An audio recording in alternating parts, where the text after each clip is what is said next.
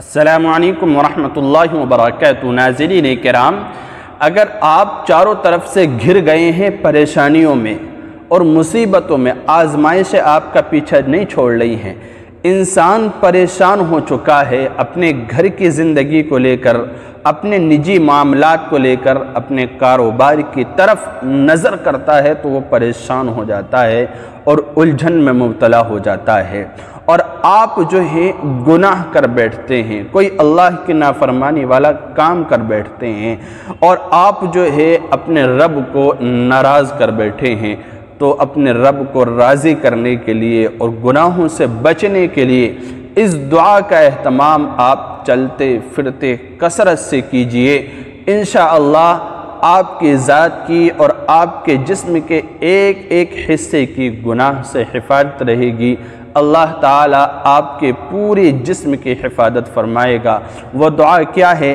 رسول اکرم صلی اللہ علیہ وسلم نے یہ دعا سکھلائی تھی، اور یہ بہت ہی اہم دعا ہے۔ اس دعا کو آپ یاد کیجئے گا اور اس دعا کو کثرت سے پڑھیے گا، انشاءاللہ آپ گناہوں سے محفوظ رہیں گے۔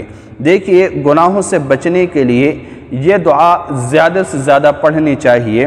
اسکرین پر دیکھیے، اللہم ارحمنی بترک المعاصی ابدا ما ابقیتنی، اللہم ارحمنی بترک المعاصی ابدا ما ابقیتنی، جس کا ترجمہ یہ ہے کہ اے اللہ، جب تک میں زندہ ہوں مجھے گناہوں سے بچنے کی توفیق عطا فرمائیے، جب تک میں زندہ ہوں مجھے گناہوں سے بچنے کی توفیق عطا فرمائیے۔ تو اس دعا کا اہتمام آپ چلتے پھرتے کرتے رہیے، آپ اپنی دعاؤں میں اس دعا کو شامل کیجئے۔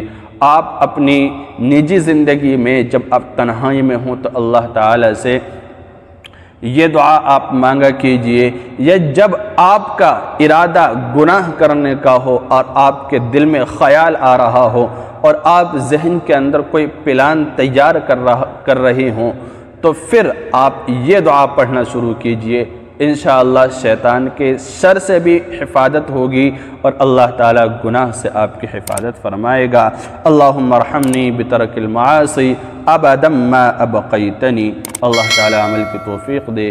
السلام علیکم ورحمۃ اللہ وبرکاتہ۔